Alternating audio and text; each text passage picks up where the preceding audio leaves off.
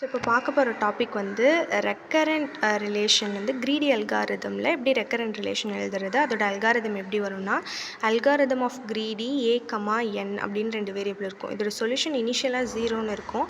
Solution set empty, இனிஷியலாக solution set வந்து எம்டியாக இருக்குன்றத ரெஃபர் பண்ணி தான் solution colon is equal to 0 for I equal to 1 to n do.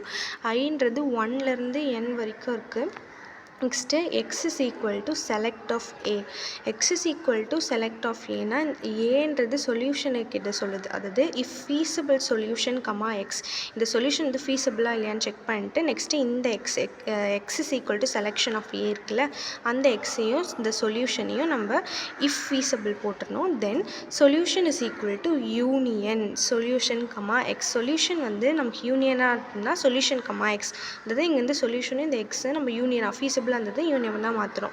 Next வந்து இதை ரிட்டர்ன் பண்ணிக்கிறோம். ஸோ இதுதான் recurrence relation of greedy algorithm.